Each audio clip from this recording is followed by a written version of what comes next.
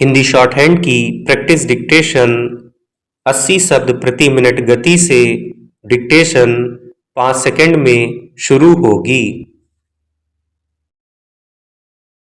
Start.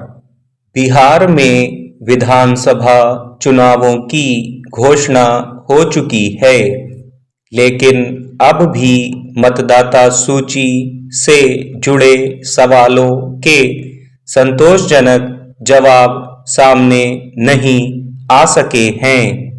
यही वजह है कि सुप्रीम कोर्ट को इस संबंध में निर्वाचन आयोग को निर्देश जारी करने की जरूरत पड़ रही है।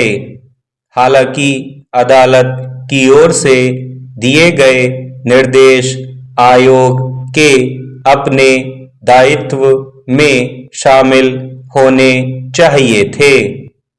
हाल ही में निर्वाचन आयोग ने गहन पुनरीक्षण की कवायद के बाद अंतिम मतदाता सूची जारी की थी।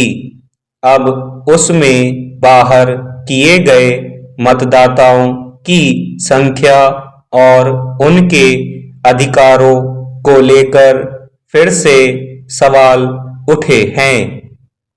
सुप्रीम कोर्ट में गुरुवार को हुई सुनवाई के दौरान अदालत ने साफ कहा कि अंतिम मतदाता सूची से जिन 3,66,000 लोगों के नाम हटाए गए हैं, उन सबको अपील करने का उचित अवसर दिया जाए। अदालत के मुताबिक प्रभावित लोगों के पास सिर्फ एक पंक्ति का कोई जटिल आदेश नहीं, बल्कि विस्तृत ब्यौरा होना चाहिए कि उनके नाम क्यों शामिल नहीं किए गए।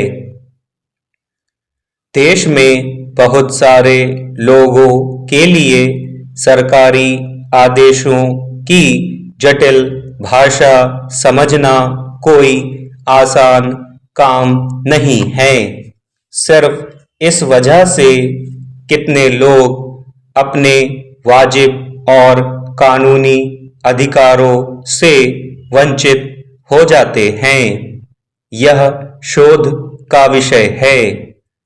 ऐसे में जब चुनाव के दिन अब बहुत कम रह गए हैं, निर्वाचन आयोग की ओर से आम लोगों को किसी ऐसी भाषा में आदेश दिया जाता है जो उनकी स्थिति की सटीक और आसान व्याख्या नहीं करता है, या वे उससे संतुष्ट नहीं होते हैं, तो उन्हें समझने के लिए आयोग ने क्या व्यवस्था की है।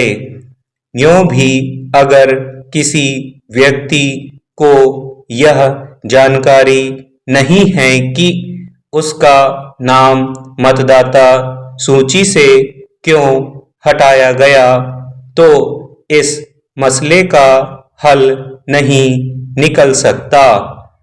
फिर अंतिम सूची से हटाए गए वैसे बहुत सारे लोग हैं जिनकी आर्थिक स्थिति या फिर जागरूकता का स्तर यह नहीं है कि वे कानूनी सहायता लेकर अपनी मुश्किल को दूर करने की कोशिश करें।